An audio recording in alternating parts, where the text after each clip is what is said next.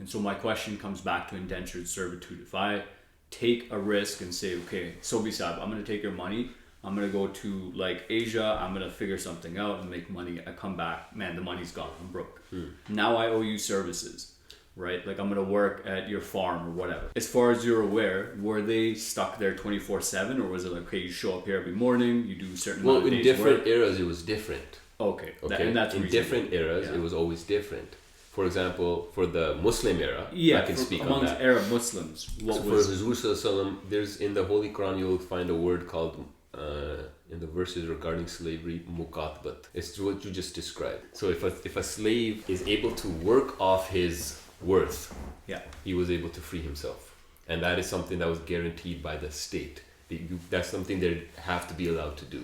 Yeah. That if they choose not to be a slave, then they can choose not to by working themselves off. And who determined the price? That would be determined by the market rate, brother, of supply and demand. Oh man, okay. That's capitalism Yeah. then, absolutely.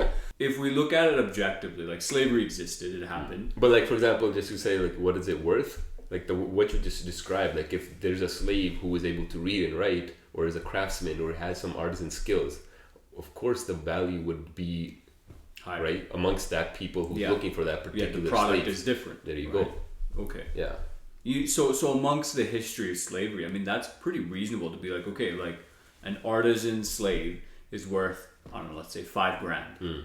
Okay, $5,000 you can earn in, let's say, 6 months. In 6 months, reasonably, you can expect to be free, Right. right? That's a hell of a lot better than like, you were bought, Yeah. you'll live here, you'll work here, you'll die here. Your children will as well. Well, right? Which is a lot very common in history like, of slavery goes deeper than that. Then, right? What you just described, we live here because you're bought here, and now like the children of the slaves are also going to be slaves. it's terrible. Right. Yeah. That's more when there's like one nation has captured another, one tribe has captured another, and has enslaved them because they went to war. So the thing about slavery is it's a human condition, and you get this allegation that Islam, because the Holy Quran has given directions about slavery, therefore God forbid it is a proponent of slavery. That's absolutely untrue.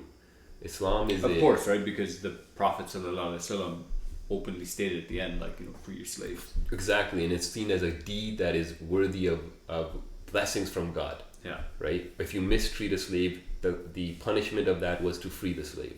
Right? Yeah. So why did those teachings need to be given? That's like the angle that they come from is that there's a religion that is barbaric and it preaches slavery, and where in fact it is the opposite.